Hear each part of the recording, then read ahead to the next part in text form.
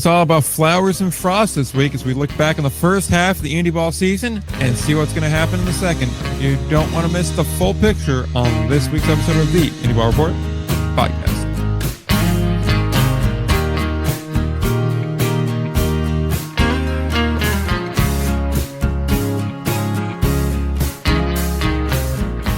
We're back again, episode number 278 of the Indy Ball Report podcast, the only show where one co-host will hold up a skeet as he does his minute recaps. It feels filthy, but okay. Are you aware of what one of them is? It's like a small ray. Okay, now I know. Sure. Fun. Any event, we're doing a first half recap this week.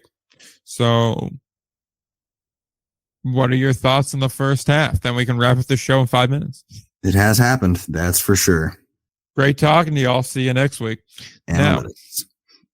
Now, please, I'm a bigger fan of Manalytics, and those Manalytics have done wonders. In like the sign of Velo guy. God, I'm so annoyed. Also, because there's good managers out there. Last point on the Ray. If you put Skeet Ray and then an R afterwards, you get a slew of recipes. That tracks. Some of them look decent, but I just can't get over the fact that I'm eating a Ray. I can't get over the fact that you're eating skeet, but hey. So we're going to talk about the Atlantic League first and work our way through these other leagues, and I think we'll have a good time doing it because the Atlantic League uses a BS half system, so we might as well start over there, and we'll talk about how York won the North and then lost David Washington, then Gastonia won the South and lost Nick Wells and Zach Lowther. And yeah, it's been a week. Yeah. I feel like a lot's happened, but also like not a lot's happened because like it's, you know what I mean? Like, yeah, what's expected to happen has happened. Matter? Question mark? Like, and I said it in like the video I posted today, but like, yeah, you know, sure, wildcard battles hypothetically, but like also maybe they could also not matter. So like, it's tough to engage with sometimes. It not like it's disinteresting. Like baseball is still baseball, bro. I'll eat it up because I have no friends. But it's just sometimes it is a little tough to like feel the suspense. It is. See, the problem is this league has the second most mid teams of any league. So it has been discussed, yeah. Yeah, because I mean, realistically, according to our scientific scale. Yeah, I'm going off of percentages here. 75% of this league is mid. I'm sorry. There's 3 non-mid teams. I mean, not wrong. Shit. There's only 4 teams above 500. So, like, am I supposed to respect this? That's so aggressive when you say it that way. I can make it nicer, but, you know, what's the point in that? What's the point? Yeah, dude. And I'd argue, like, even it's getting a little more polarizing, too, because, like, it's hard to believe in High Point the way they've been fighting Gastonia lately. The Gastonia's losing guys left and right, and they're still 7-1 against High Point this season. And that's all. Has Gastonia played York yet, or? Good question. I can pull that real quick. Yeah, because I'd like to see how they did against York, against the Staten Island too, when Staten Island, you know, wasn't depleted. Yeah. Because these days, Gastonia for maybe 2 out of 3 at one point, but it was right when New York went on a heater, so it's tough to read. Because right now, yeah, it was like the 6th game of the season. There's the 3rd series, so I don't know how much we could put stock into that. Let's see what I got. So Gastonia's played York 6 times, and they have won 3. They split them. Most recently, they took 2 out of 3, but that was all before mid-May, so not really useful. Yeah, High Point's played York once, 3rd series of the year, so good research. Yeah, man. This is tough. Hard to say. Yeah, but it is getting a lot worse elsewhere. But let's go North Division down. Just quickly give each team a letter grade. And all right, we'll see. I mean, York is super good. I mean, I don't know. I'm at like a B with them because yeah, they're really good, but also I'm not really certain about who they're playing. Like, you know what I mean? It's weird. Yeah, they're playing a lot of dog water teams here. Is it appropriate for me to use the phrase dog water when I give my dogs bottled water? Probably it's fine.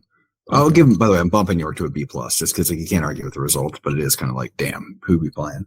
That's where I'm kind of sitting. I was sitting B plus.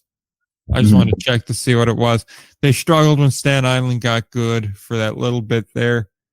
They really don't lose series all that often, so that's a point in their favor, certainly. They also then just had what, an 8-game heater. Yeah, and they seem to still be playing ball even without David Washington. So Yeah, I mean they are beating up on like Lancaster and Southern Maryland though, so not the cream of the crop. I know, but I'm also like, what? Who is anyone else playing? That's where I'm sort of torn. Not like anyone has a loaded schedule right now. Really, I feel like once we're done with this Atlantic League discussion, my rank Missoula take is going to become a lot more reasonable. Okay, well, I think Glacier might have a thing or two to say about that. Honestly, at this rate,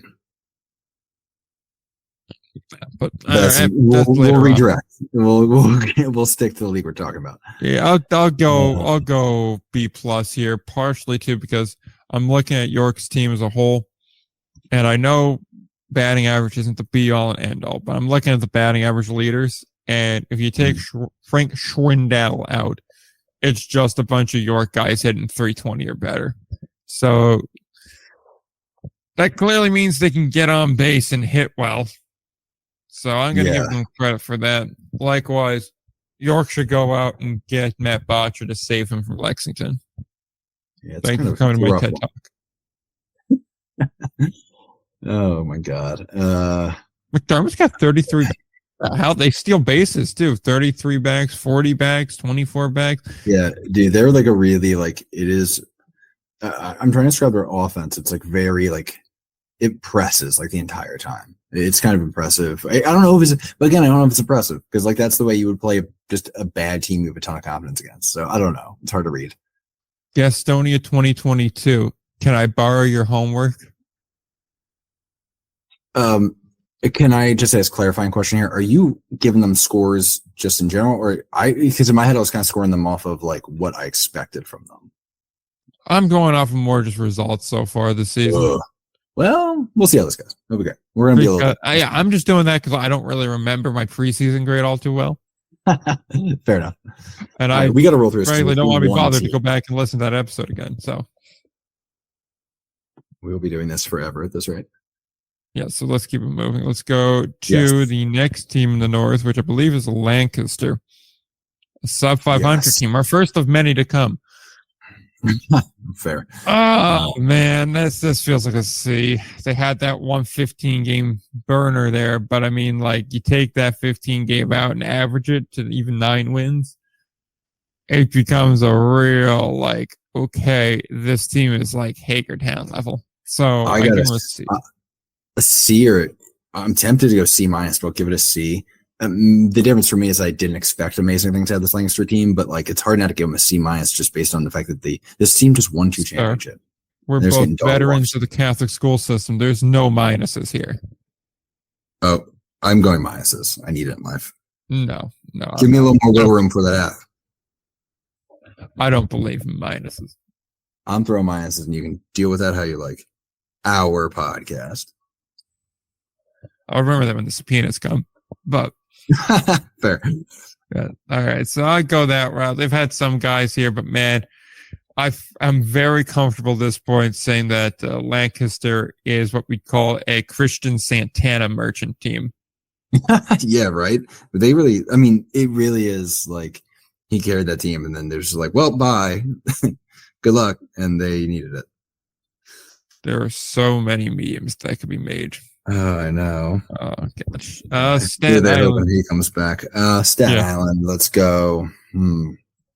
Oh, man. I feel like a B minus is heading in the right direction. I don't believe in minus, a C plus, which I will say is still ridiculous, but okay. Still a positive here. a lot of good things here. They're just unfortunately been raided. They lost Brooks. They lost Motter. They lost Kaminsky, but he really wasn't here for that long here. So they lost some important pieces, particularly Brooks mainly was the big piece they lost here. But they had guys step up here as well. So we'll call that. I like some of the pitchers on here. I think Lasher is phenomenal. Really quality arm there, picking up a lot of slack. McKenna's also a nice bullpen piece too. Strikes out a decent amount of guys as well. Would like to see more out of, I believe it's Sandoval, just because he's a streaky guy. Like this week was good, week before wasn't good. Don't ever really know what to make of that. Will say Scantlin has been a happy surprise. The odds are coming in is nice too. They got pieces. Still C plus for me. You're still under 500, but trending in the right direction. Yeah, I think that's fair. There was a Sand Island joke I was gonna make, which I forgot. So we're gonna move on from that. We're gonna continue on to Long Island. Which did we really think that the first half was gonna end with like the Fairy Hawk better than the Ducks? This is fun. This is chaotic. I know this is chaotic. That's for sure. I mean, it feels like a C minus, right? I mean, I'd go D plus. A little bit. Sub 500, a team with that many resources. Kind of rounding it off because it is Lou's first season. So there's that. We've talked about first season managers. Like there's some growing pains. So it's kind of expected, but like also like these are some painful growing pains. Yeah. I mean, like you're getting dummied by your rivals. You're not beating good teams at all. And like you're beating Hagerstown, but you're expected to beat Hagerstown, right? So like you lose 2 of 3 to Lancaster recently. So what are we doing? And not even like they were close losses either. They're 10-point losses. I guess I just called runs points. Deal with it. Dude, yeah. Huh. There's some bad losses in here. There's some really bad losses in here. There's a dog asleep on my floor. That's important information for the listener. That's important. But yes, D plus. I just don't think that they've been really remarkable in any way. I will say Frank Schwindel has been probably the best player to date. You could Dearden before he got his contract purchase, but yeah, it's like Schwindel, Jackie Bradley Jr., and then it's like, okay, kind of figure it out. Castillo's fine, I guess, too. Antonini is also up there. But frankly, the has not been there. So, Wei Chen with nearly 70. Yeah, that's just falling apart. And then like last night he had a good start and they wasted it. It's like, damn, dude. Yeah. The bullpen got him. Like, that's what are we doing? Yeah, Crescenio and Woods aren't helping either. Like, it's all just Montgomery doing the work. Yeah. Which, yeah, that's why I'm going D plus. They have enough talent where they shouldn't be under 500. Okay. I feel you.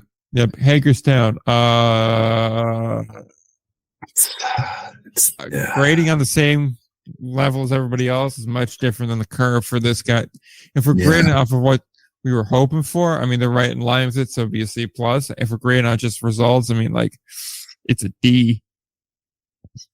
Yeah, I mean, I had them on results as a D plus, just based on some, but I'll probably leave it as C, honestly, because I'm trying to remove minuses. I'm trying to meet you there in the middle there. Yeah, right. So I'll go with a C for them, but I don't know if that's awfully generous to give them a C. I mean, they're 21 games under 500. They're free wins. Yeah, but I kind of expected it to not be pretty. They're firmly a win 1, lose 2 team. Like literally, they have 300 winning percentage. Yeah, I mean, I'm with you. I mean, I'm tempted to put them closer to a D, but I'm not trying to do C minuses, so I'll bring it to a C. I even think a C minus is generous here. 21 games under. I'm being generous with Hagerstown. Fine. Easy. Gastonia. I'm It's torn an A between plus. A and A plus, to be honest with you. 44. I'm going to go A. I just don't think the competition that they're playing is quite up to snuff. But I mean, 44 and 17. I mean, that's a phenomenal record. Nearly what? If they win their next 2 games, so by the time people are listening to this, they'll know. But if they win Thursday and Friday, they will finish with the best winning percentage for a first half in league history, for any half in league history. Damn. I know it doesn't matter who you're playing. I just think that's got to be an A plus. Like if you're on a historic pace like that. True, they are almost 30 games above 500. That's Let's not act like it's the first time a Atlantic League division's ever come up short. So we know there's other teams who have kind of played on a similar playing field. disrespect to the Road Warriors. That's a fair point. I wonder if that was, that season too. But yes, all around phenomenal. They've lost a couple of pitchers now. They're losing some other guys as well. Still moving though. Yeah, they're moving. Let's just see how long they keep it up. Because they lost Blanton, they lost Wells, they lost Lothar, they lost. Oh, who did they lose that swings a bat? Oh, what's his face? Reinheimer. Reinheimer. Yes, that's the big one. So they're losing some big pieces. Let's see how they're able to keep going. Let's see how they're able to keep contributing. I also like seeing Zach Kuzin popping up in just about every Atlantic League roster so far. Also hilarious, yeah. Vibes. Grinder vibe. He is filling in that information to everybody. So let's see. Conroy also has a little X next to his name on the roster page here. What's his deal? Because that's 10 starts.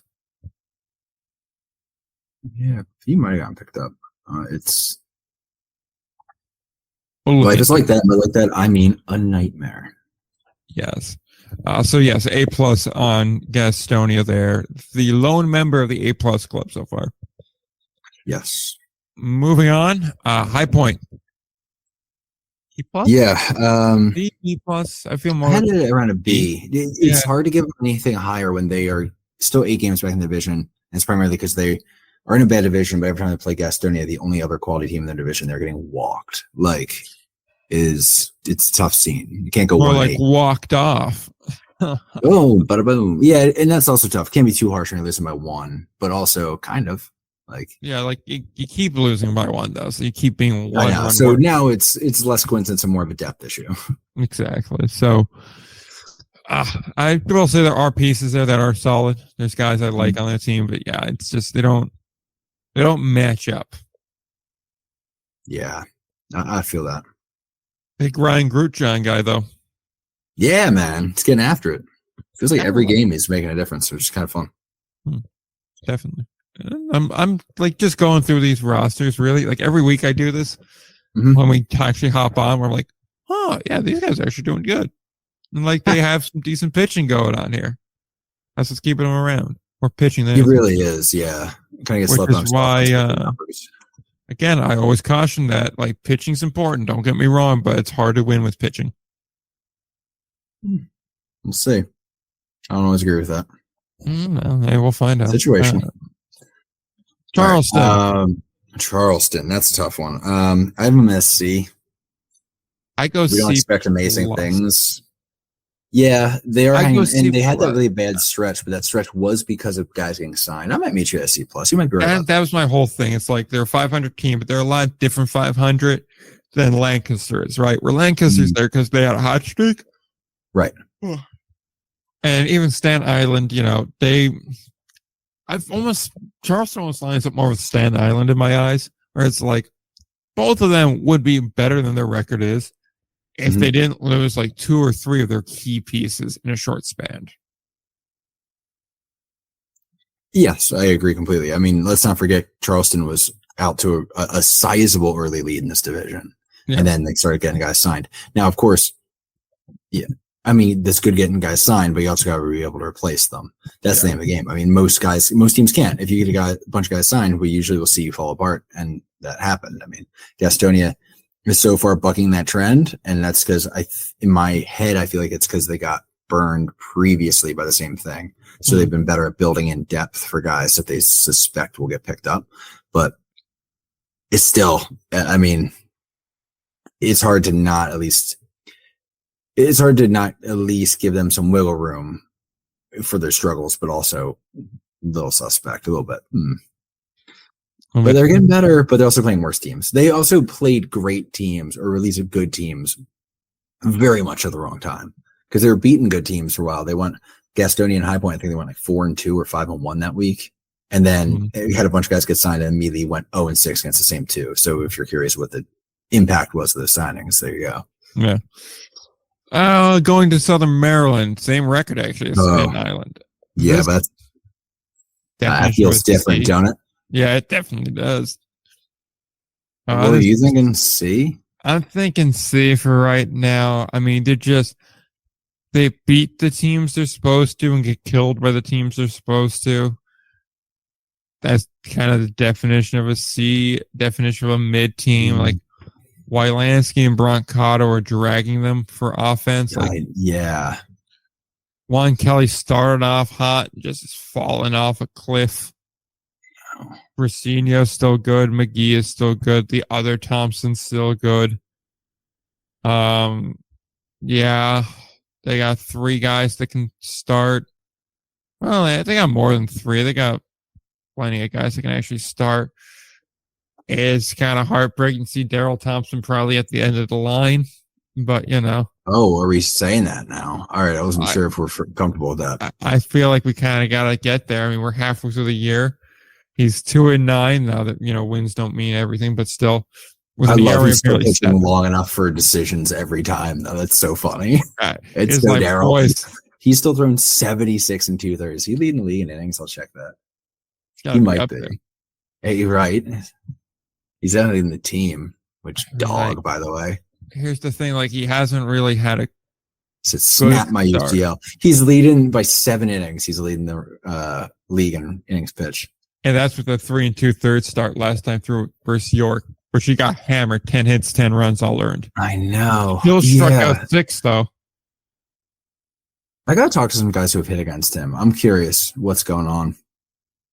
I'm wondering what the difference is, because here's the thing, he's had recent successful seasons. He's striking out more, if not the same number, if not more guys than he was. He's getting hit more, and he's giving up home runs. And he's also walking people. He never has walked people in his career. It's never you have to go back to 2015 for a full big sample size. You have to go back to 2015 to see a season he's walked 2 per 9. And he's over 2 per 9 right now. So that's weird. You do wonder how healthy he is. I mean, he did have the injury last year. I mean, he's given up 21 home runs, which is crazy. That's more than he's given up. Oh my God. Is that more home runs he's given up in his career? This is already the second most home runs he allowed in his career. And he's done it in just a half a season. Damn. Ooh. Yeah, dude. And so something isn't playing. Something isn't working. And I don't know. And so from what I know about pitching and talking to guys who pitch a lot, I don't claim to be an expert, but my thing is knowing people who know stuff is you tend to see issues manifest where strikeouts might be the same or not drop off much, but you're getting hit when 1 or 2 pitches aren't there. You have enough to still fool bottom of the order guys, especially around a big time strikeout guy, and you can get enough late break on things, but something isn't pulling the same spin through or losing some velo, and it's giving guys an extra split second to get barrel on stuff, and especially barrel not. So again, you're starting out the same number, but the balls are getting hit into a more, a worse result. So the assumption would be that they're barreling more. Of course, we have no data from the Atlantic League, which kills me, but and it's just got to be, in my mind, it's often because there's a lack of movement and a lack of velo compared to what he's been throwing. I would also say that's probably related to the walks. He probably is understanding that, and he's having to nibble on the corners more often. I mean, part of the reason he can throw so many innings usually is because he can just attack the zone and just trust his stuff to get outs. But sorry, that's fascinating to me. That might be a different conversation, because I think Daryl's I'm enthralled by the career of Daryl Thompson. I think it's interesting. The Last Expo. Yeah. Let me see here. Make the documentary. I mean, he didn't play for the Expos, to be fair. Still counts. Let me see here. I might have a quick fun fact. We'll see. Which, unrelated, Might not did you know overlap. Kelly Dugan is making a documentary on his last pro season. No, I didn't. That's very interesting. I'm Okay. fascinated by Dugan, too. That's said on Daryl, and that's said on Southern Maryland. Last team in the Atlantic League, the worst team in the Atlantic League by record, that's currently on a 7-game loser. Your Lexington Legends. How are they? So, Dare I give them the F grade? I'm leaning D. D for now? I'm leaning D because of what it was before. Basically, only because of that. Put them in D tier. I'm tempted to drop him an F only because I think this could be better. Except I just think they made the wrong manager decision in the very beginning. And from what we hear behind the scenes, is they had at least one good manager candidate like on the hook and essentially ghosted them. And then they went this direction, which is just foolish. And someone that we sat back and we were like, well, that's probably a questionable hire. And then we started learning more about the roster building practices of this manager that they have. And I can't believe that you are doubting the analytics being used to build this team. Like, as a policy, I don't like sitting here and being like, this person or that person should not have a job or should not be in the job they're in. But there are times where it's hard to avoid that type of tone. And this is one of those examples. I just don't understand what we're doing here. And I feel bad for Lexington baseball fans, by the way. It's a passionate market. Everyone describes this not a baseball town. I've always found it to be a small to medium-sized baseball town in popularity, like the percentage of people who like baseball. And then it's a fairly big town. Like they could do really well there. It's just that the Legends have lost people so badly in that area. And they have not had good baseball since PJ and like the Courtney Hawkins, Brandon Phillips team year one. And it's just been a train wreck since. And then they had basically now back-to-back straight managers who just seem lost, putting together bad teams. It's like, it's just infuriating to watch. There's a lot of helplessness. It feels like a waste, man.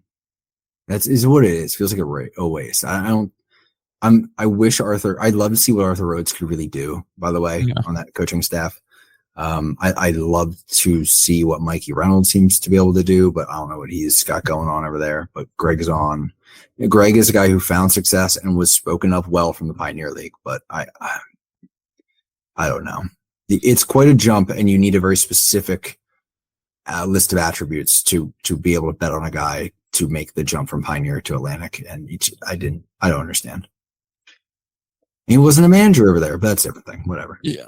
It's a different animal entirely. I gave the grade. It is what it is. I guess to my point is a D, but I'm so tempted to give it an F just because I think it literally could have been, because I want to grade it on like, well, that's what it has been. It's a bad situation, but like, even with that, it could have been a better situation right now if they had made some different decisions, in my opinion. So that's just frustrating. Yeah. See, the thing is too, like looking to the team, it's not entirely hopeless. They got some guys like Acosta here is actually a decent pitcher out of the bullpen. Yes. Yeah. There's some guys.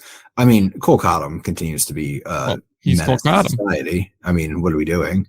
Gotta lock that boy up, Cole Cottom. What is happening? Like he's just so good at the baseball.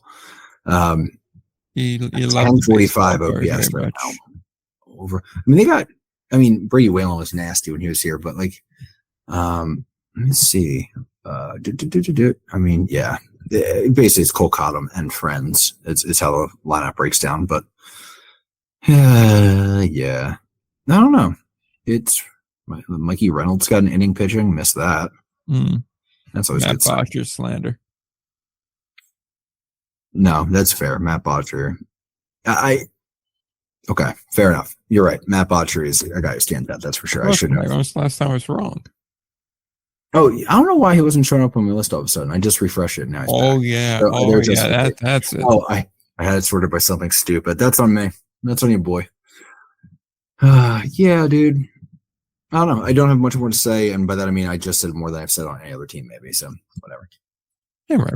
You know me. I always have a lot of feelings on Lexington. Mm. Understandable. You should post those feelings on Facebook. God, keep it moving. Where are we at? We're going to the American Association. All right, let's do it. Yeah. Sioux Falls is the only standout in this whole league. I got to be honest with you. The Monarchs are in a death spiral. We'll talk more about that in a minute. That deserves conversation. My God. Yeah. That's going to be a conversation in just a little bit. And besides the terrifying amounts of mid in this league, I got to ask the important question. Can I just super sim to the playoffs? I know. They've really created a situation where there's a lack of drama, which is tough. Which, before we get into the actual letter grading here, I do want to say this is the reason why I hate this playoff system. Not because I have a problem with the choose your opponent. I do kind of like that. I hate it because when, 3/4 of the league are making the playoffs, by this point in the year, we kind of know, like, all right, here's going to be your playoff teams. There's exactly one playoff race at the moment. And that's between Kansas City and Sioux City. And frankly, it doesn't matter who wins it because Sioux Falls is going to pick them and then beat their brains in with a bat.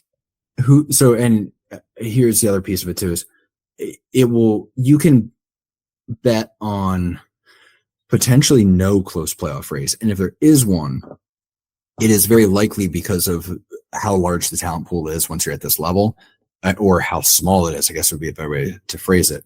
Yeah. That it is far more likely to be two bad teams battling for a playoff spot than two good teams. Yeah. And see, the other point I'll make on that, and then we'll actually get into the grading of the teams here. Like, you still make this system work and the whole choose your opponent thing here. But what you have to do is A, cut it down to 6 teams, and B, get rid of the divisions. And I know people don't love getting rid of divisions or something, but baseball have divisions. I get the whole thing. But we have 12 teams in this league. You can absolutely just do one thing. Pioneer League's doing the exact same thing right now. Drop it down to 6, get the top 2 teams buys, and then let 4 pick the third best team, I guess would be pick their opponent. Have the first round play out, 2 matchups. You'll have 2 teams left over. Then let the top team pick their next opponent. Boom, done. Then we have our still playoff rounds. Everything's the same. Everything works out fine. Nobody's really losing playoff dates here, from which I don't even know how much you're generating off of playoff dates. I mean, they're normally in September, right when school's starting. It's normally not as warm in some of these areas. I'm sure Claiborne's going to stay barely able to be advertised. If you're not Quebec, yeah, exactly. Like, if you're going to have a playoff match between, let's just say, Fargo and Winnipeg, it's going to be cold. I don't really know how much you're going to have to draw there. And there's other things starting up that are going to be getting attention. They're going to be stealing your time. Like, there's a reason why you normally can't put a playoff game on a Sunday night. Hell, even Sunday afternoon's tough in September because you're going to get massacred by the NFL in most of these markets. So, like, hey, we might as well just say top 6 teams in the league. First round, top 2 get the bye. The other 4 will play a 3-game set. Choose your opponent. Next round, 3-game set. Choose your opponent. And then let the final 2 be best of 5. Done. Let's keep it simple. Yeah. I mean, I agree. And also on the 12, the 1-12 team league, I think it makes far more sense, especially when you have a one outlier team like Cleburne. It's weird to have one division have to do the travel on that. That's just kind of silly to me. Exactly. Especially, and if not during the regular season, calling it silly at least during the playoffs where a team might have to do way more travel than the team that play in a championship. Like, I just think it's a lose money. It makes situation. more sense. The way the math works out is you play every opponent in league 9 times. So 3 and 3, whatever the case may be, plus get a bonus game against like your local rival type of thing. And then that's your 100, and you switch off, where your 3-game series are, or you just work it out with individual 1 year, who's home for 6, who's away for 6, whatever. Like, it's pretty clean. You just do it that way. And the easy way to do it with the 3 is in even years, team A will have 2 home series. Odd years, team B will have the 2 home series. Simple. That's fine. Yeah. I no argument there. Yeah, it's a fair trade-off. Everybody will have the same amount. Realistically, the only indie ball league that I think in my mind can truly justify having two divisions is the Frontier, and that's just because they have 16 and you can't do one 16 team league. That's a lot. Even with that travel, it's easy. It splits it. Atlantic League, I don't have an issue with it because there is more of a geographic cut on it. But even still, it's like you could get away with it because it's not like you're respecting in division play all that much. When you have smaller leagues like this, how much are you saying in division? You're right. I agree. And I think it would be better for the Atlantic League. I've always believed like, so if we say like the general fan, call it 90 to 90+% of the fans who don't really care, they're showing up to see a baseball game.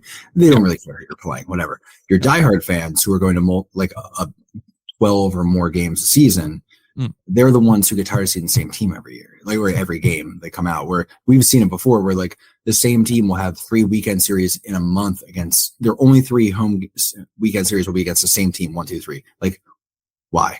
Give it a little variety. It might entice some people to come through a little bit more.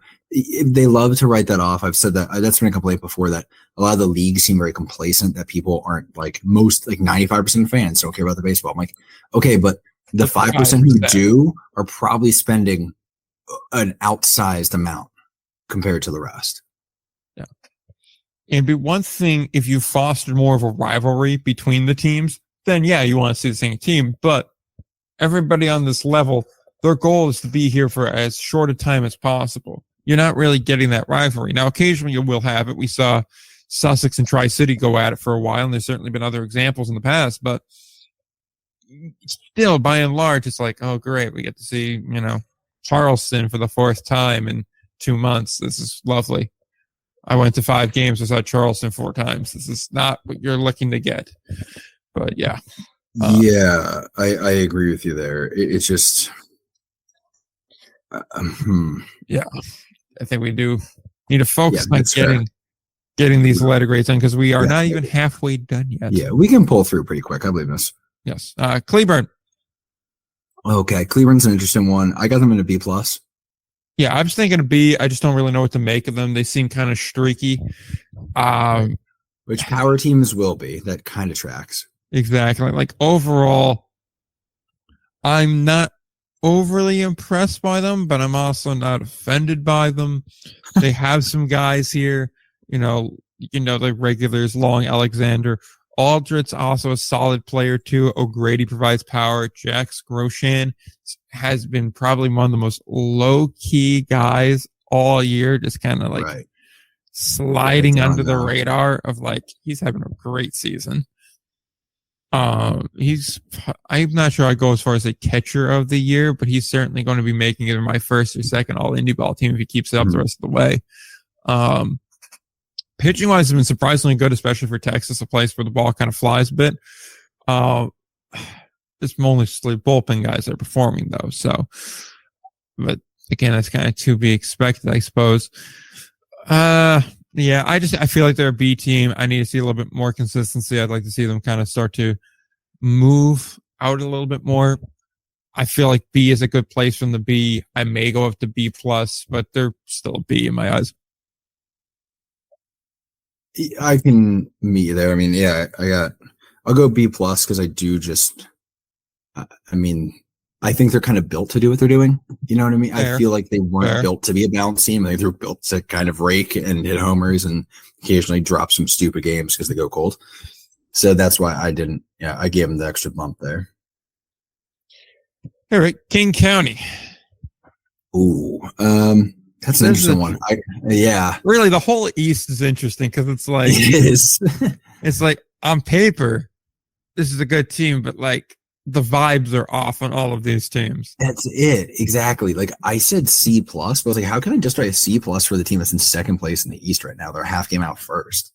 Yeah, so they're like, another B to me. Like, yeah. Yeah, like they're a B, but it's like, look, they have a bunch of guys at or nearly or above 500. Not 500, Jesus.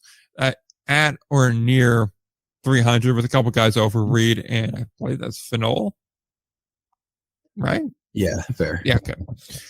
So they're not going to really hit for power, but they are getting on base, which is nice.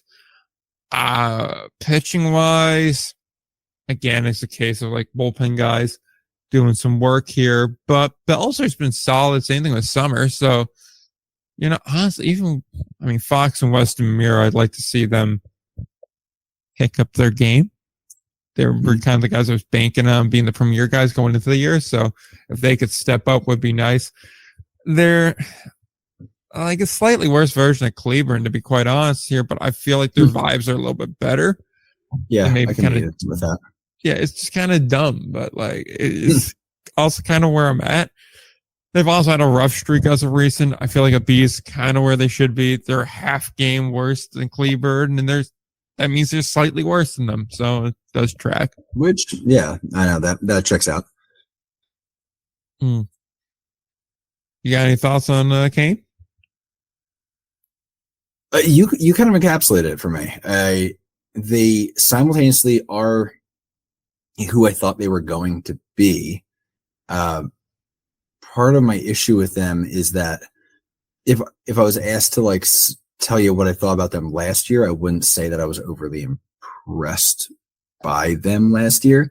But like this year, the pitching is like notably not as good. And the hitting is like, it's better. I mean, it is better, that's for sure. So it's like they just kind of traded off. So I don't really know exactly what to do with that. Like last year, it was a team where like their pitching was good, but their hitting would just kind of disappear on them. Now I feel like their hitting is better while still a little streaky, and then their pitching would just like have a rough like half a week here and there where they probably dropped 2 games they should have had. And that's just off the top of my head. I'm not looking at their schedule for specific examples, but just watching them day in, day out, it's kind of like that.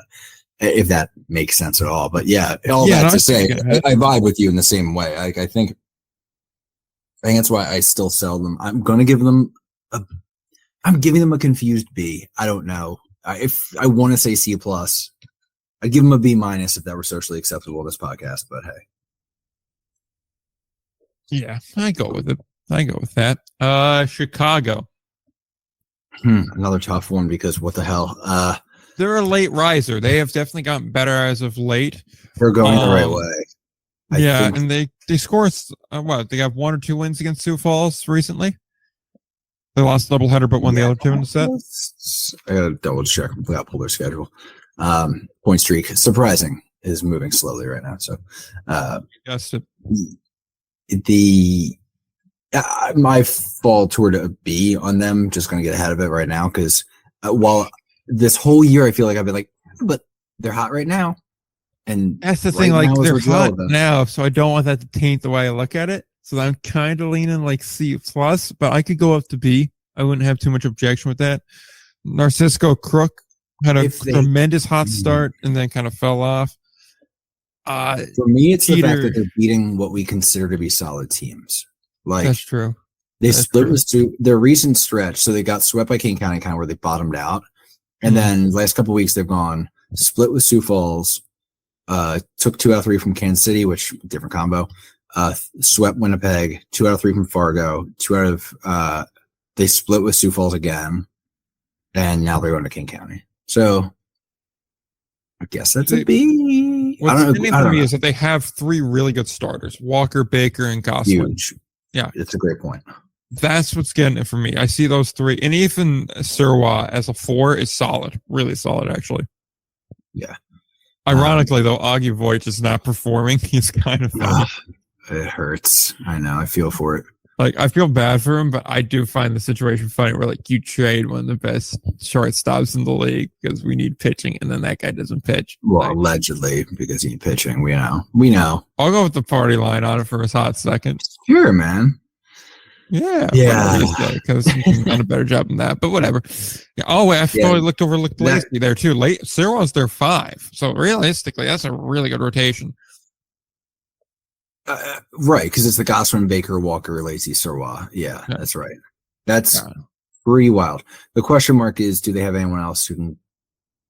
I'm always looking at like what's going to happen. I think you'll need at least 1 or 2 more starters throughout the year, just because I'm tempted. Whenever I see a team with 5 good starters, I'm like, well, you gonna lose 2 of them. Like someone's getting some pitchers, so that's what always makes me hesitant. But then they already lost one of them with Belis. You're not wrong. Yeah. So, who oddly, I mean, had worse numbers than the rest of them. So, I don't know.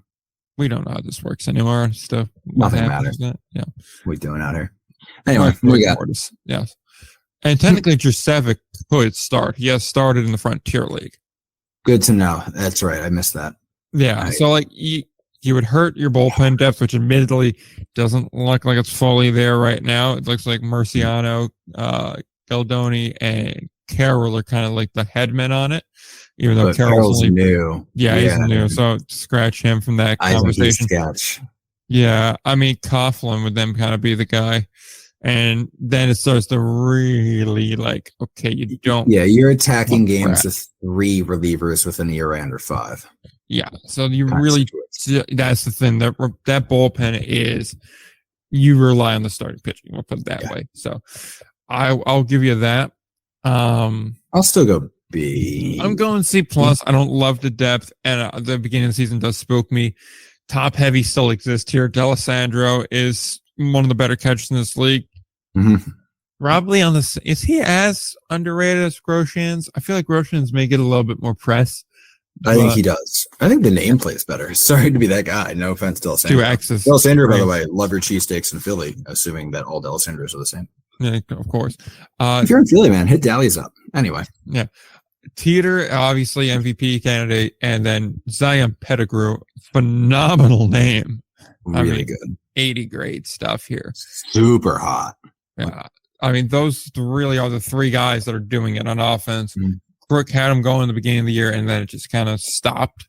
So he's not even part of it anymore. Brantley Bell's there too, but Brantley Bell's solid. He's good. Yeah, I actually think Brantley Bell brings a lot for where they'd like to use him. That's a different conversation. I can go in depth. Sorry, you stumbled into it. I have Brantley Bell takes. I think Brantley Bell is one of the most underrated players in the league. I could see that. Yeah. Shout out if Brantley's listening to this, because he talked about a random take is that Brantley Bell is highly underrated.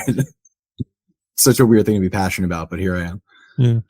This whole podcast is a weird thing to be passionate about. So never mind. I take it back. We'll go to Milwaukee next. Technically a half game worse than Chicago, but again, it feels like they're better. But then again, they lost 1 game to Gary, then they just shellacked them on Wednesday. So who's to say? 500 ball as a recent. I got them as C team. I feel like I put them as a C plus, in the same boat that I put Chicago in. Again, it feels top heavy, right? Like it's Sermo, it's Morano, it's Ostberg on offense. You could include Law if you want. I won't fight it. Santos is probably where I draw the line. Pitching wise, that's, losing Vargas hurts a lot. Simon's good in the bullpen. Johnson's good in the bullpen. There really isn't much in the way of starting pitching. I mean, Rodriguez is good. I'd like him more as a 2 than a 1, but he can work. It's a very thin team, it feels like. Yeah, no argument from me. That's why I think I kind of landed with them, is that I'll give them a C because, the results are there, but I'm not impressed by them. So if you have results, but you're not doing impressively, you find somewhere in the middle, which is a C for me. I can see that. It wasn't a thrilling take, but it's just the way I feel in Milwaukee. I can't have a thrilling take on every team. Can't have a Brantley Bell take on every team. What about the other Wisconsin team in Lake Country? Ooh, now we're talking. They're having a year, man. This is coming through. 2028. I don't know. 2028, but I like the pieces they're putting together. Like for me, I feel like this team is moving forward in a way that the last year's team felt like it was treading water. That's the thing. Here's the thing. Jack's done a good job building this team, and the mentality's there. Whoa. We have a sub 1 reliever here. Alan Zane Carter. Sub 1 reliever. Streets are hot right now. Hot. Oh, man. If Cleveland didn't get 2 off him, he would have a 0 ERA. Boo Cleveland for this. But anyway, Again, the pitching isn't quite there, but the ballpark doesn't help them. Sharp is fine. Connie is fine. Bonnell is fine. Or Conan, rather. I don't love the bottom two, Schneider and Swada. Or, I don't know if we want, but the middle three are all like, yeah. Sharp, I guess you could call a 1, but he's only had 5 starts and they only go about 5 innings. So, like, pump the brakes before we call him a 1. So the other two are fine. It's like a 3-4, or even a 3-4 would be ideal, but 2-3 is acceptable. So I like to see us find another few guys there. Yeah. Overall, C. Like, I think they beat their record a bit. But then again, kind of would hope that they would have a bit better on the way of offense here. But Hernandez is going to work. Yeah, I got them at a B just because I am impressed by the direction they're moving in, because so often I think part of it is I feel like so many teams right now are treading water that, like, I'm maybe more impressed by, like, Country seeming to go the right direction, which maybe that's fair, maybe it's not, but I mean, it depends. Are you grading off of, like, the general, like, aura of the organization, or are we saying off of just the result? I'm taking it more as when it's like that moment where maybe a team wasn't successful last year, they're not overly successful this year, but this year it seems like they actually have a damn plan. And, like, so you see the guys who are there feel like they are actual pieces instead of placeholders. So we're looking more just the organization as a whole versus the on sure, the I guess so. If you're looking at it that way, yeah, okay, because I'm going off of strictly on the field here, and that's why I'm going C. Well, I'm also, no, I'm looking more. No, I am looking on the field, but I'm looking at. I'm not saying you're not. I'm just saying you're including more than just that. Okay, fair. We're looking at, like, from a step back point of view. I get it now. Okay, yeah, that's why that is a fair way of saying why I'm sitting them at a B right now. Yeah. If you're looking at, like, they're trending in the right direction and the on the field has been acceptable, then yeah, B. I'm more or less just saying, like, I don't care so much as off the field. That's more of an end of year look back for me. It's where I look like, okay, compared to where we expect them to be, where they've been going, then I'll factor that in. But I'm going just on the field right now because in season, it's really what matters. So I'm sitting them at a C, but I'm trending a little lower. Just because, like, 8 games under 500, boys, you're 5 out of a playoff race. Let's get going. And more than that, it's like, look who's a game behind you. The next team we're going to talk about. Mm-hmm. That's a fair point. Yeah, which is the Gary South Shore Realcats, which have never been talked about this much in their team history. But I know, this has really been their moment lately.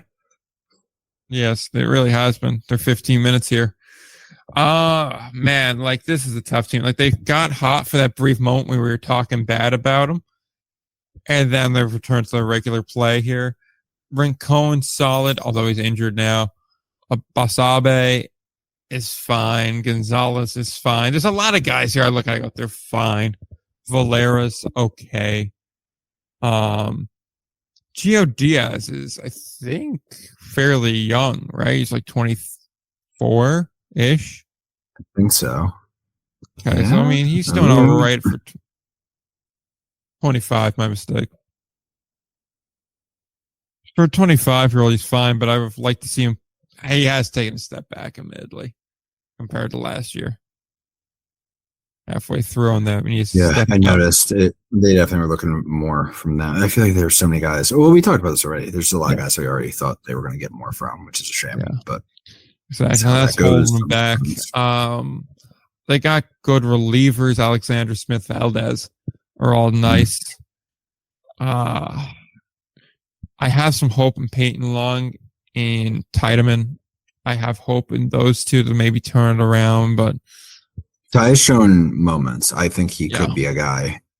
Yeah. He feels like one of those guys who kind of develops into something. Like, I don't know. There's certain guys who just become, like, solid indie ball guys because they showed up and were. And there's certain guys where they didn't. And you're like, oh, I don't know if this guy's going to make it. And they develop into that. And he has the feel of a guy who is on that path. Well, Will, so the guy I'm the highest on this roster is Andres Diaz. He's 22, going to be 23. Actually, the day this comes out, so happy birthday, Andre. But still, I have hope on him. A 377 as a swing man, young kid in this league that is still impressive. Like to see the strikeouts go up. Like to see the walks really aren't even that bad.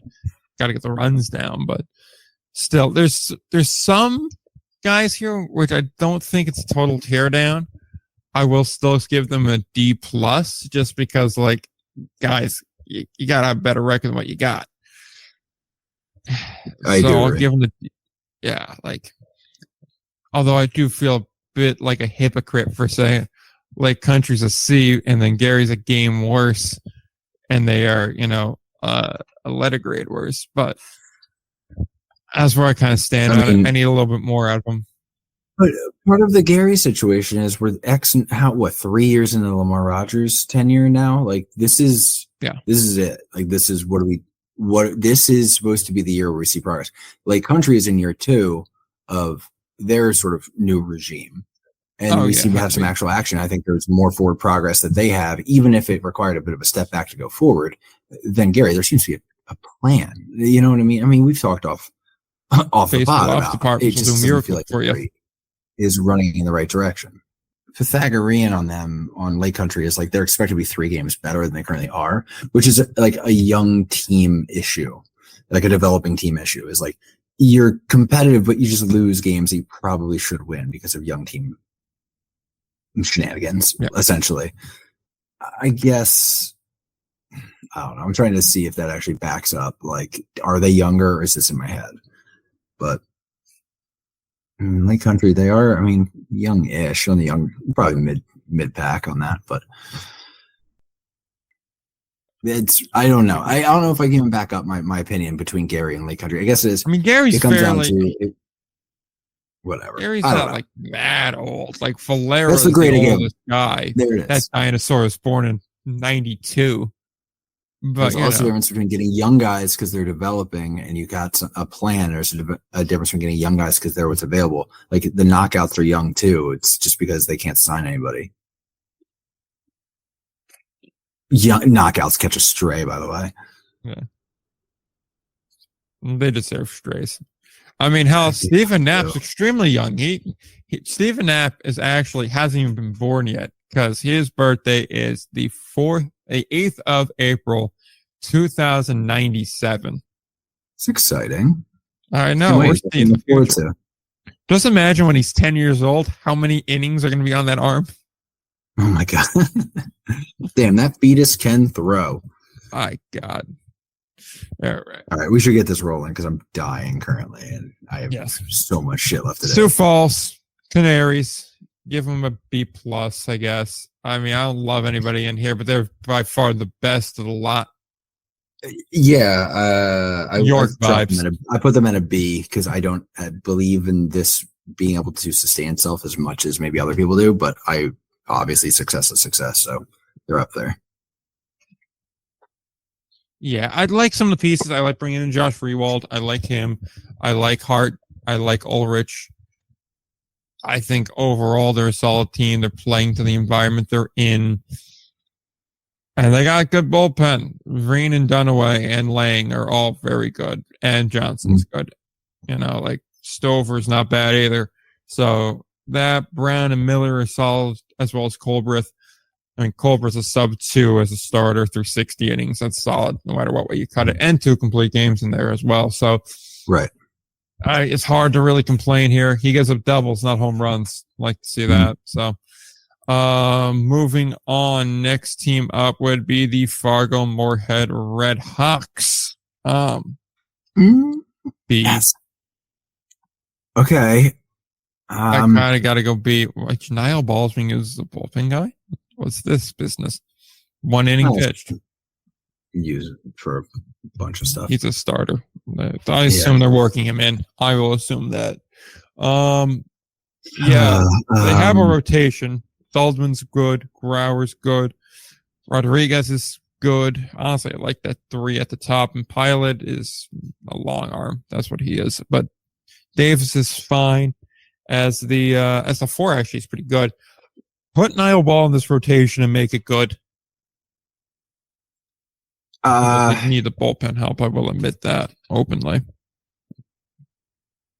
Yeah, I'm just looking at it. Uh, Fargo. I kind of had Fargo sitting more around a. Yeah, I guess a B. You're right. I'm just trying to take in what exactly this rotation looks like right now because I see them day to day, but like looking at it as a whole, it's kind of a different angle. I don't know that I see. No, yeah, I guess maybe Here's now the could thing: be a starter here. since Alcantara's gone, who I on don't see Now offense starting is here. really the guy?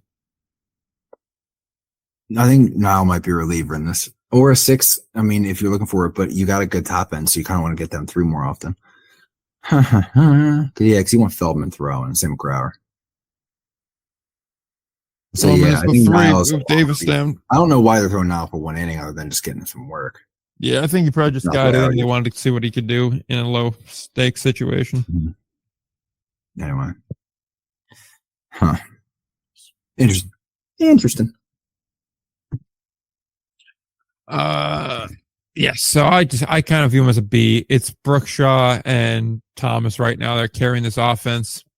Fernandez may be doing something, but only 13 games in. We'll wait and we'll see on that front there. Moving on now, we got to jump back to the standings page. Know who? Winnipeg 500 Ball Club C+ team. C+, yeah. Team got hammered, losing guys like Courtney and a couple of the other guys on the pitching side of things. They still are a strong pitching team. I'll say that much. God, I'm going to butcher it. Oshako? Shako, I think. Okay, Oshako, who 12 innings, 12 Ks, no earned runs. Love to see that. That'll play. Yep. Seabrook's still here, and he's still pitching well. Metalovich still here somehow, pitching well. Strobel's good. Trogler, Iverson, again, great. The whole pitching staff is good. We know this. They're all solid. I mean, Eastman's like probably the worst of the regular pitchers with the 7 ERA, and he's the 5th starter. So, like, okay, deal with it. It's really the batting where it's like, okay, guys, it's Bramsko, it's Symington, and it's Crows. And then there's Murphy for power, really.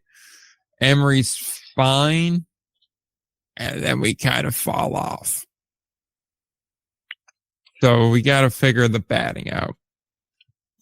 Once we get that sorted out, I can see you jumping up here. But you're not good enough on that end of the floor to consistently win games. That's a C+ behavior to me. So we'll put them there. Yeah, I'm feeling the same way. Yeah, I mean, your pitching can be great, but if it's not good enough to actually win games, what's the point? Exactly.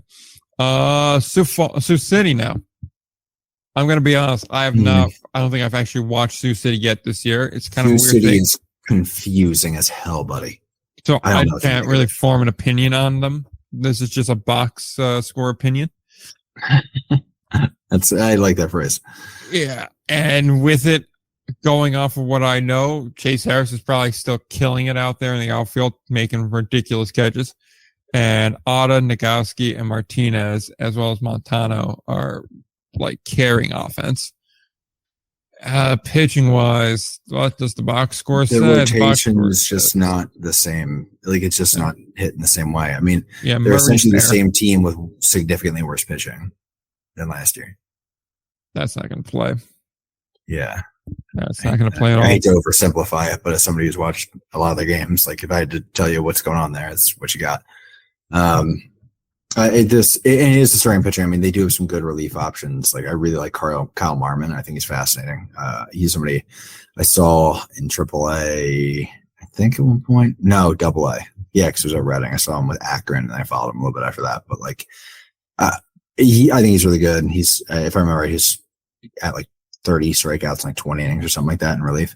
But it's just getting to that bullpen is not what it was last year. And they haven't done enough to the offense to make that plausible to win games reliably with. I could definitely see that. I can see that. And now that's how you end up clinging to a playoff spot by a half game over a extremely struggling Monarchs team. Yes, let's talk about that Monarchs team, because right now I gotta be honest, they burned out their goodwill from years past. They really have, and part of it, I mean, let's not pretend it's not also off the field stuff or technically field stuff, really. I was but gonna say, it's realistically, very much on the field, but a lot of it is some of the dirty laundry being aired out from fans and people who are close to the organization as this whole dumpster fire is played out. It's interesting to see. I don't think they are. I just think the offense isn't what it was, and that's costing them. Pitching still looks good to me, but yeah. I mean, I'm realistically, watching of the the games. I'm everyday like, guys, Jesus, who the hell are they putting in this game right now? Like, I've seen some games in every one of the indie leagues where I'm like, what is this? Like, who did you just pull the ball in? I've looked up on multiple occasions this year even, is this a position player? As a guy who's coming in to pitch. And I mean, Kansas City never throws those at me. It's just the offense doesn't. Yeah. I mean, it's Frankie Tostado, Giambrone, but he's Giambrone, not. who's been a halfway through guy. I mean, Swaggerty's the only other guy that's been pretty much an everyday player that's been, solid. Adolf as well, but like, Kaiser, but I mean, he's a catcher, so he's also not an everyday guy though. I mean, he's 2/3. 26 games, half. He's a catcher.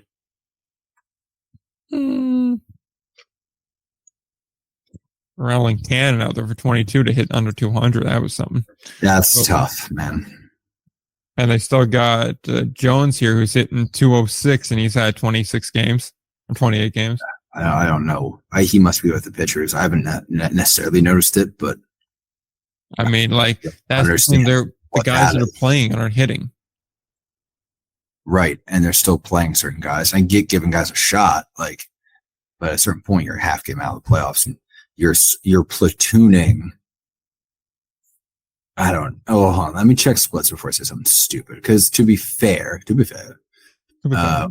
it could be a pretty clear splits thing that it's just something I'm not picking up on watching game to game. But how good are your splits if you're platooning guys in 206? Mm-hmm. Both lefty righty. I mean, why? We're not at this point in the year. And even if Iser isn't a guy you necessarily believe in, I'm not saying you have to. He's hot now. So at a certain point, you just need guys who are hitting the ball. Like, I don't know. The starting pitching also isn't doing them favors. I've seen Iser's basically a high A caliber guy, by the way. I mean, he's hit a little bit at Reading. Another guy I saw in Reading. I don't know. No, he's hit a bit in Reading, I guess, thinking back. I think he was a backup catcher, so I only partially remember him, but I don't necessarily know. I mean, Hayden Jones has 600 OPS, and we're still putting him out there more than half the time. Like, I don't get it. Again, he could be great behind the dish. But you need to score runs. So, pardon me if I question your priorities. Yeah, I got them as a C team as well. Yeah, I could very well see that dropping if things continue, but dude. Yeah. By the way, I don't think it will. I think they'll go the right direction here. I still feel that way. Yeah, well, we'll go to Lincoln now. Last team here feels like a D to me. Yeah, it's just Henson's good. Dragon's good. I mean, we've seen enough results out of Brett Jody at this point to feel like if he's been in this spot for this long, he should be getting results. I am not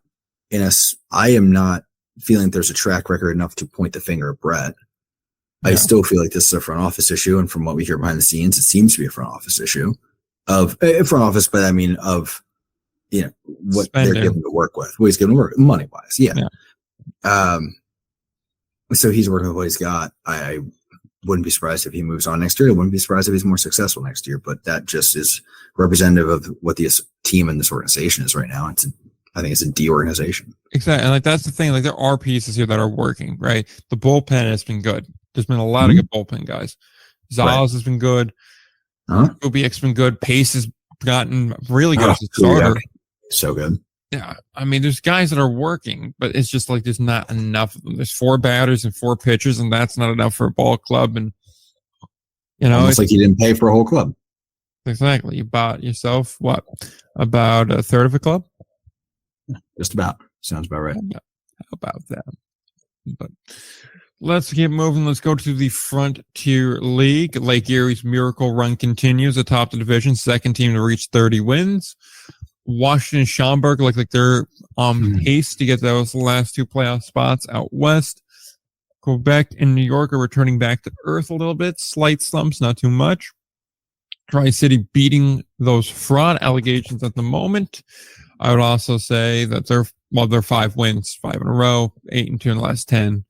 Beating up on Quebec and Sussex would be those wins. And we have a little bit of a Canadian comeback elsewhere with Ottawa and Three Rivers, both with winning records as of recent, 27 games apiece. And they are tied for 5th in the league. There's some other stuff we'll get to, but we'll get to that in the course of conversation. I want to start in the East because there's more stuff to talk about in the East for the moment. Let's have the East. You said we're starting in the East. We're going to have the East discussion. New York up first. Yeah, New York. Peak and valley kind of thing, right? Like they started off really solid. They look good about it, but I don't. And they kind of leveling off a bit. Yeah, I can't tell if that's just it's hard to keep up at the pace they were at, or if it's that they actually are, maybe rolling off a little bit. I'm gonna go B+ for right now. I think there's some better teams here in this league, but they feel like a B+ team. I was gonna say B. We did do a deep dive in their schedule, and for a while there, they were just kind of beating up bad teams. So until I see them consistently putting up wins against good teams, I'm going to still hold off. All right. Quebec up next. First team. Funny how this would have felt different 2 or 3 weeks ago. You know what I mean? Yes. Classic Quebec, by the way. Low key thinking an A, but that beginning of the season, I got to hold against them still for now. B+. They're winning games they should win. Yeah, B+ is what I was thinking as well. Yeah, I don't love this nearly getting swept by the Valley Cats business, and they still could get swept. They play later today, so Valley Cats are hot and cold though. So if you get them at the wrong time, it seems like they will burn you. Yeah, but they put up again. Calendar hit June, and they flipped the switch. They just suck in May. Yeah. 2 losses in June, 3 losses, 4 losses in June. Hell of a June run, but Ottawa. What do we think about Ottawa? I think B-. I mean, they're competitive. They're not grabbing attention though. They're not putting together like consistent runs. They win at home a lot. Yeah, they do, which I think also has something to do with just visas. Yeah. Which is unfortunate to throw an asterisk on it, but it seems to be the vibe. Hey, they played their ballpark, and that's good. They get split so far against Schaumburg. They're beat again. This is a team that beats the teams they should beat. Mm-hmm. Also, I mean, they took a series against New York at home, which is nice to see. That was back in June. I want to see them play some more quality opponents. Let's see how they do next week against Three Rivers and Quebec. That'll tell me a little bit more. End of July, we'll know more on them. But it's a nice little resurgence. I kind of put them in a C+, trending B. I'll give that. Yeah, feels right. I feel like I'm gonna do the same thing for Three Rivers too. They're C+, trending B, kind of the same boat. I had C+ as well, close to a B. So look at us. Exactly, we're right on par. Again, they're beating the teams they should beat. They're splitting with the teams they should split with. They're losing the teams that you expect them to lose with. That's really what there is to write home about there. More interesting one, Tri-City. Yes. God, what do we make of that? Keep going on runs. I don't know what that means. Such a streaky team. They're definitely a mid team. That's true. They're beating the fraud allegation, though. That much is for certain. Yeah. Here's the thing. I don't see a world in which they're a playoff team. But yeah, you're right. I also don't see a world where they're not at least interesting to about the mid-mark of August. Gauging off of that and what they've done, C+ seems generous. I kind of want to say C. I had a C. Look at us. Okay. We're on it on the Frontier League. We're kind of on the same page. Yeah, I just want to see more out of them so far. Yeah. Right. That's kind of where I landed too. I still have no. I just said it in the video I did this morning. Like, who are you? Like, what is this team? Are you going to be good or not? I mean, we've watched them go on like 8-game losing streaks, and they're on like their second 5-game winning streak in the last like month or so. Like, yeah, okay, sure. I mean, playing some good teams too, not doing against nobody. True. Sussex County. Oof. Look. This is a D team, man. I mean, I was probably thinking D because my initial instinct was C minus, but I don't think that. I think no, they're 15 games under. How they've fallen off. Yeah, that long losing streak was like jarring to watch. Like, that was not even like. And we talked like recently about how High Point. Yeah, they're losing against Spain, but losing by 1 run so often, going to extras and get walked off. It wasn't that. it wasn't that. It was getting beat up. And they were losing to bad teams at times too. If you're getting beat up regularly, yeah, it's not good. It's a much different feel. It's a D team. They should be better than this. Yeah, I think it's fair. New Jersey, I kind of feel like they were D too. I had D as well. This is solely first year. How do you give them an F? Because like, what were they going to be? What was this team ever going to be? Exactly. First year, Bert hired late, hard to manage, or not hard to manage, but hard to recruit to. It's a tough situation. And there were points in this season too where they looked decent. Mm-hmm. Not good, but decent. Yeah. And that's doing a lot of weightlifting. Not much more to say on them. New England, this is an F, I think. I had them. I don't know what to do with it, because if we're going to take that angle at Jersey, like, what were they going to be? You could say that about New England too. Yeah, but New Jersey also had a moment there where they were like, "Huh? When have we had that with New England?" Where we're like, maybe. Yeah, I do think it's like, there's no way to say without roasting people. We got Bert in charge in Jersey. So there's an adult in the room that we know they're doing all they can. It's just that's the situation that it is. Like, we have no doubt that Bert's going all out. Yes. I can't tell you who's making the decisions in New England right now. It has to be, and I hate to say what's his face, but kind of what's his face. So don't expect him to be back next year. Edmondson? Yeah. Him and his brother are going to be hitting the unemployment line? No, they'll probably go right back in the same thing. What, D2 jobs? Which is, and I say this without insult, like, where they belong. That is their job. That is what they do. This is a completely different line of work to bring them into. Doesn't make sense. Because their reinforcements were a bunch of D1 guys and Neil Scally. Bro, if you roll out 6 signings on Instagram with a post, you don't need to post every signing, by the way. But if you're going to, and it's Neil Scally, Neil Scally is a guy that we have both backed before. Not going to hate. Neil Scally's making a career for himself. He's put some numbers in places. That's fine. Yeah, it's his role. And then 5 random college dudes who, if you're signing a college dude right now, that means every draft league passed on them, every summer league passed on them. That's what it is. So what are we doing? You're a professional baseball team in the 3rd best indie league, which we are going to need to discuss how these indie leagues are shaking out at some point. Yes. Because talk about every league I'm less impressed with than it was last year. We kind of talked about this last week, but the American Association having like just a multiple front offices that seem to be a disaster right now.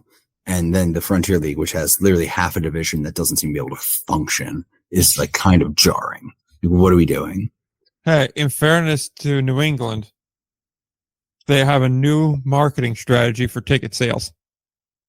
Just give them away. I agree with it. I'm not roasting it. Mailing free tickets is not the worst idea when you're drawing how many a game? Well, however, what I'm hearing is, and what I did some brief examination into it, and you better bet. If you're in New England, if you're in New England's front office, here's a tip of what I'm working on, is a breakdown of counting the attendance in the feeds, the video feed, versus what the reported attendance is. Because the reported attendances from New England are getting a little silly, or getting a little kooky, little haha time.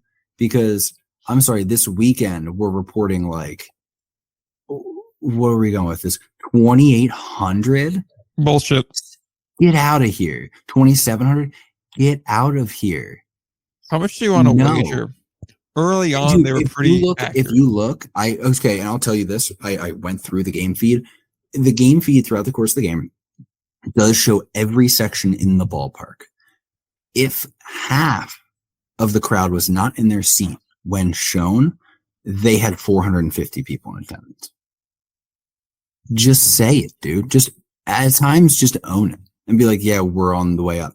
The insecurity shown by a blatant lie, 3,000 is what they're reporting, by the way, on Friday night. Get Shameless. out of here, dude. That's shameless. It's embarrassing. Hey, if you're in the Frontier League and you're listening to this, guess what? You have a really uncomfortable YouTube video coming. And there are some people in the Brockton area on the media side who are very curious. So maybe talk to them before it gets really embarrassing.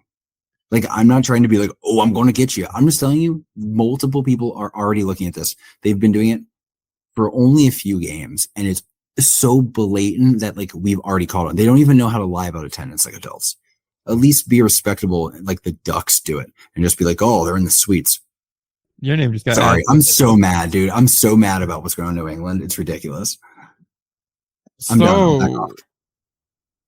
before we go to the West on this, what do you put the odds at for New England returning to this league next year?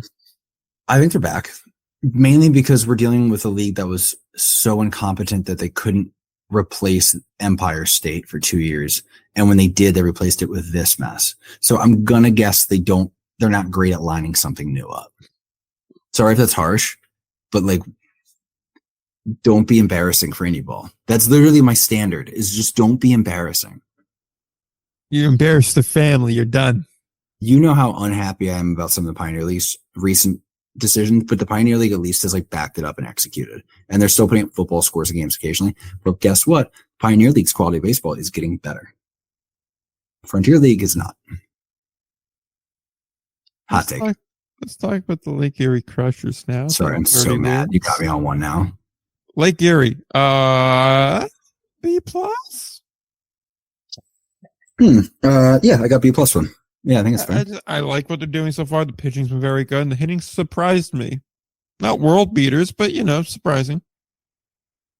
That's basically my entire assessment of them. They are, while I'm not blown away by the division they're in, they are definitely executing well. And I think part of it is they have a lot of guys who are playing like to the top end of their potential, which doesn't feel sustainable.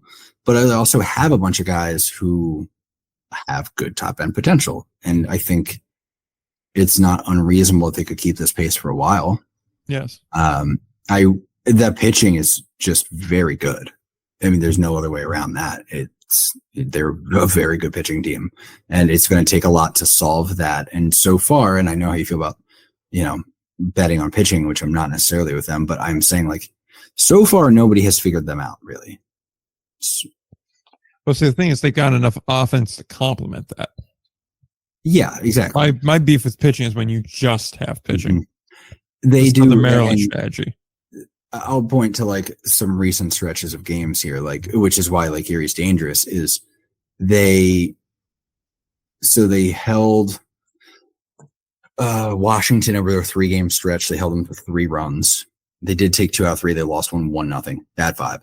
But for the most part, this is a team where they'll win 6-0 or win 2-1. But when they give up 5 runs and then they win 9-5, which is what they recently did. Like, if you look at the recent games going backwards, it's 6-0. Before that was 9-5 win. They did lose 1-0. And they won 9-1, won 2-1, won 11-3, lost 7-3, and then won 11-6. Like, so about half the games they do cough up more than 4 runs. They're still finding ways to win, it feels like.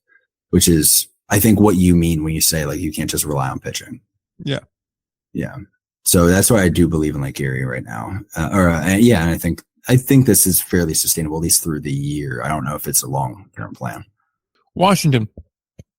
I got them as a B too. I was thinking B, yeah, because they're on the warm. They're on my mind, but like they're doing Washington. They're the same team as Lake Erie. How could we not? It's except for McNeely. I'm just like, yeah, they're a mid-tier offense with very good pitching. Like, yeah. I don't mean to oversimplify, but we have the same two working teams over there. Yeah, the division. I want to see them play each other and see what happens. Like, I feel like Well, that we did, and Lake Erie came out on top. That's right. That did just happen. I blanked that. I was thinking to our last conversation, I think last podcast or two, where you're trying to preview some series coming up. That's right. That did happen. That was right. Dude, I watched 2 of those games. Where's my brain, buddy? That's concerning. Maybe it's with the Schaumburg Boomers. Booming. That's wrong. I'd say a light B, maybe a C plus. We're getting lockstep. Yeah. Like, they're clearly the 3rd best team in this division. Yeah. But, like, I don't. See, the problem with Schaumburg is they have this knack where they'll win 2 of 3, but they'll drop the 3rd game to a team that should have been swept. Yes, agreed. It's a lot of losing winnable games, and that's extremely concerning. Yeah, it's the difference between winning 2 out of 3. I mean, like, hell yeah. Or losing like 1 to a team that you should. Like, I don't know. There's a fine line there. It's like, and I don't know what that is. Maybe we should look into what exactly is going on there with their like lineup construction. I wonder if it is like they punt a couple games now and again, just like for resting guys. But I don't know. I don't actually have a good answer for that one. I don't have good recall in Schaumburg games I've watched. Honestly, Schaumburg, I feel like whenever I watch them, they murder some team. I don't know. They don't necessarily blow out teams more often than other teams do, but I feel like every time I check in, it's just they're beating the pee out of a team, and I'm only halfway watching at that point. No, they do blow up teams. I'm not crazy. All right. Yeah, they beat up teams. It's just they also drop games that they shouldn't drop. Yeah, no, you're right. And there's some good, or they'll do dumb stuff like a 4-game stretch. So they dropped 2 out of 3 to Lake Erie, which a team does. And they lost 2 out of 3 to Washington, which a team does. What kills them is they, right before that, lost 2 out of 3 to Windy City. It's like, well, and they lost 2 of those by 1 run. Like, hey, you got to get, can't be doing that. All right. Washington really does own them, though, but continue. Keeping it moving. Gateway. C plus. Yeah, I want to be higher on them than I otherwise I want am. to too. I think I wouldn't be surprised if they jump up. I think they are more likely to head the right direction. Yeah, it's just something holds them back. Like, they're going to be the team on the outside looking in when everything's said and done. I always feel like their roster construction is very incomplete. Like, some days I feel like they simply don't have pitching. Other days I feel like they do have pitching, but like they just lack depth. I don't know. I haven't done a deep dive into them, but I have a cursory knowledge of them by watching their games, and I always feel like when they win, it's because they like were able to avoid something being exposed, if that makes sense. So instead of playing to strengths, they play away from weaknesses. I don't know. That might be talking out my ass, but it's just they're a mid-pack pitching team. They're a mid-pack hitting team this year, which is different from last year, and then the pitching has a lack of depth. So I think it's days where the bottom of your lineup doesn't burn you, and you have to avoid certain arms coming in a key spot, and then they look good. Let's try to run through these last 4 here so we can get to the Pioneer League. Joliet. Joliet, I got to see. Hey, nice. Like, it's just they're very average here. And I can't tell if it's just the roster build on it, if it's just underperforming elsewhere, because they do have guys that are performing. There's guys that are standing out here. I think Workenstein was one of them. But generally speaking, they're just not really getting her done. Or working team, my mistake. Yes. Yeah. And now I think they have been scoring more runs, which has helped. I think they are heading the right direction, but like it's just not consistent still. Agree. Windy City. Or actually Florence up next. Florence and then Windy City. Oh, Florence. Florence is tough because they've gotten better as of late. They have. I had them as a C, which feels optimistic. But like they're better than they were. So that's and they're only a half game worse than what Joliet is. So yeah, I mean right? They're currently split with Washington. 2 of 3 from bad. Gateway, 2 of 3 split with Schaumburg.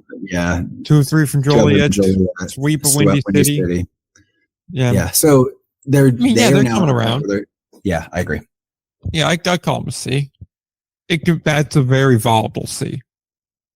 It could be a D. Like let's. It very well could be, and it could equally be a C plus. But yeah, Windy City. C. Yeah, here's the thing. Like they're too bad to be a C, but too good to be a D. I'll For give him the me- C being optimistic, but I don't love it. I tend to believe in the moments they show, where they do have moments where they look really good, and then when they look bad, they look significantly bad, and they look bad for a couple games at a time. I feel like, which is I think partially a depth issue, and I got to try to remember we're looking at a first time manager, so I'm also keeping that in mind. Yeah. I think I think it's another one of those teams where I feel like they're moving up. It's just slowly. Fair. Pindell's been doing a lot of heavy lifting. Agreed. Which, how old is he? Because I feel like he should have been Uh, signed at this point. Yeah, it's a great question. I'm going to look that up while we talk Thank about you. Evansville real quick. Oh God, how is that anything other than a D? I mean, like here's the thing. It's a disappointing year. It's one you're going to want back, but it's going to happen after the success they've had in recent years. Is it disappointing coming off of a year where you were like, hey, we were one game away from winning a championship? Absolutely. No way around that. But my God, it's a D. I also, I mean, I think I talked about it a little bit last year. I was never somebody who really looked at Evansville and was like, oh, it's a really good ball team. Like they had good pitching and They had good streaky pieces. offense.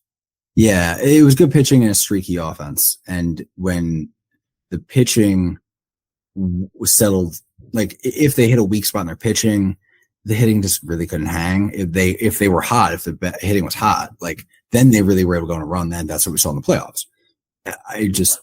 Unfortunately, I'm not surprised. I'm a little surprised by how badly it's going, but I'm not overly surprised that we're not talking about them in a playoff spot. I'd agree with that. But Also, I guess it's not that big of a fallback, and I hope Evansville doesn't get too dug in on the success of last year and overly stick to what they were doing last year, because I don't know it's sustainable. Final point in Pindell. He is 25, and he spent the last 2 years in Boise. Yes, I remember that. I think he's worth a shot. I kind of hope I agree. he gets next week when we do the matchmaker segment. We're doing matchmaker next week, by the way. Oh, good to know. He's a guy which I'd like to get moved up to a higher league, see if he can't get some success there and get signed. 100%.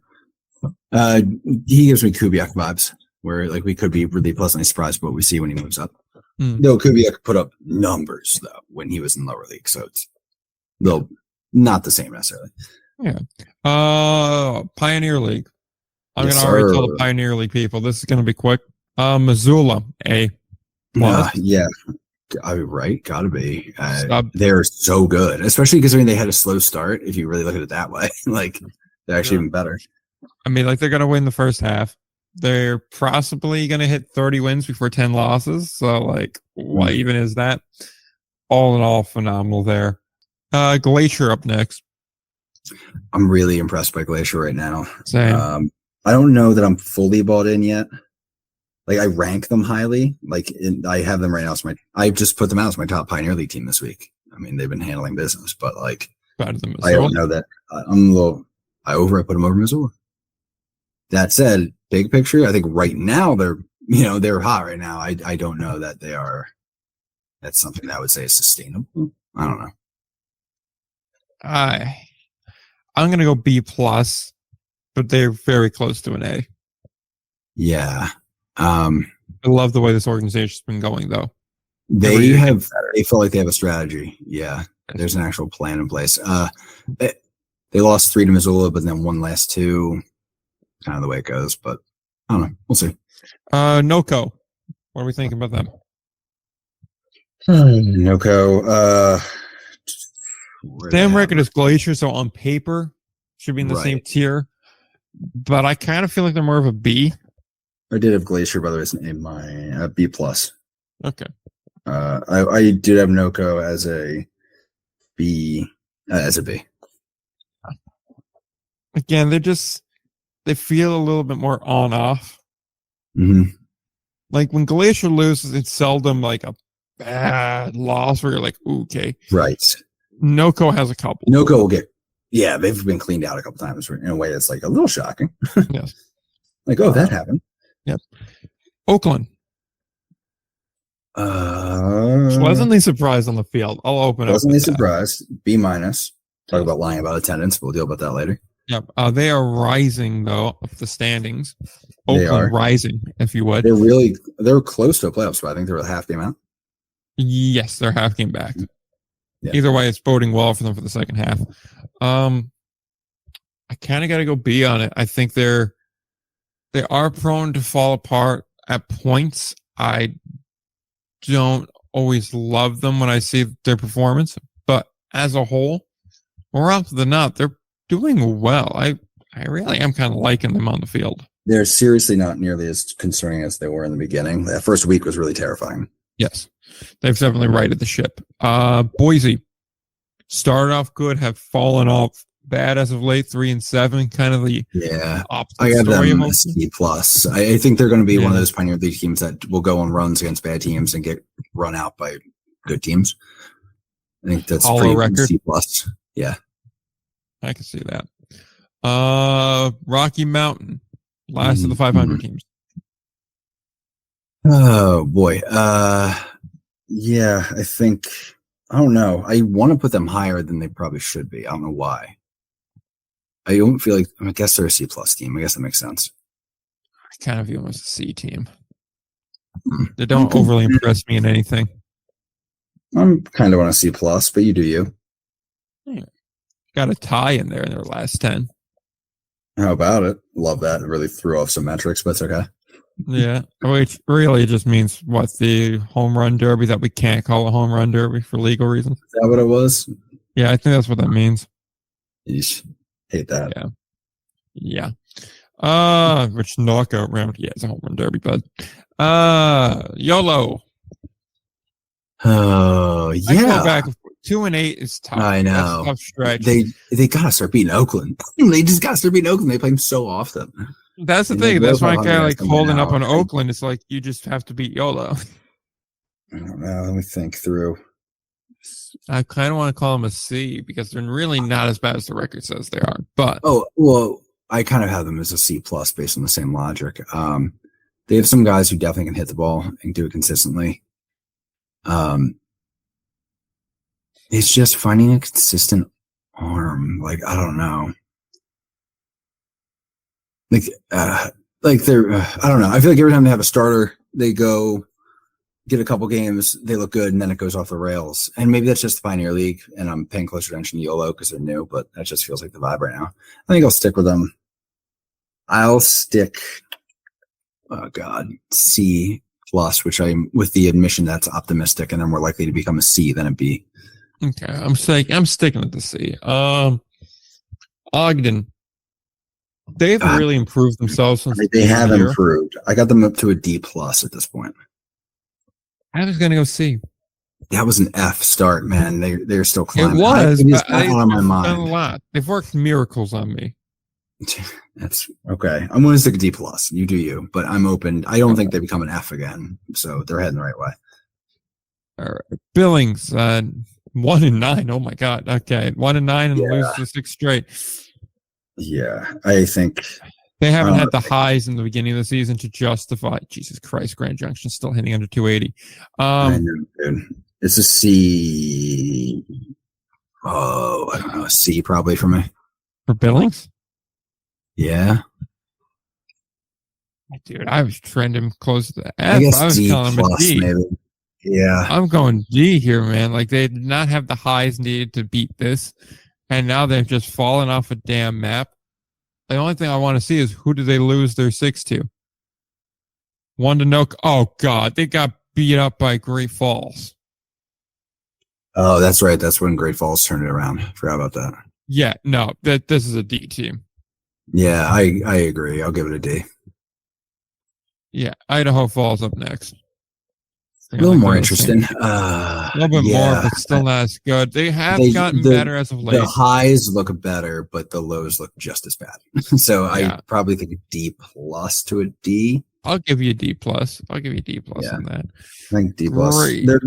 Those two make sense. They're not having the same sort of vibe as Billings right now.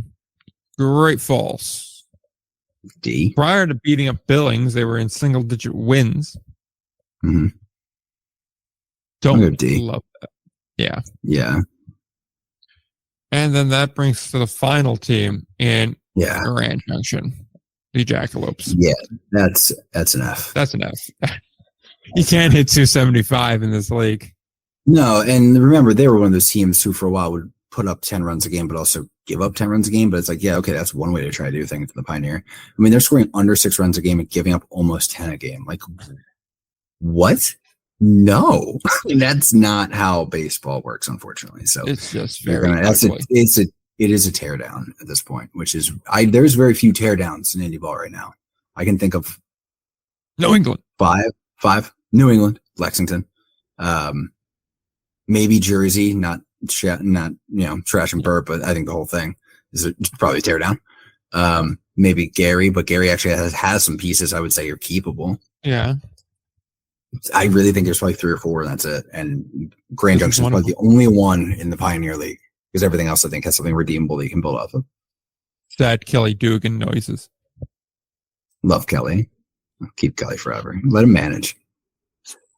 He probably would do pretty decent, actually. But getting the boys on some vegan shakes. Let's go. All right. That just about does it for the mid-season review.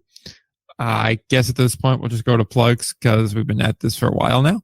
Yeah, that's on me. That's want to. It wasn't quick. Should have been obvious, but I got a lot to do, so I'll make it quick. I got Indie Ball Nation, as I mentioned last week, rolling out a new sort of vibe on things. So daily score and game recaps on the Instagram account, weekly podcasts either Monday or Tuesday, and then on Friday.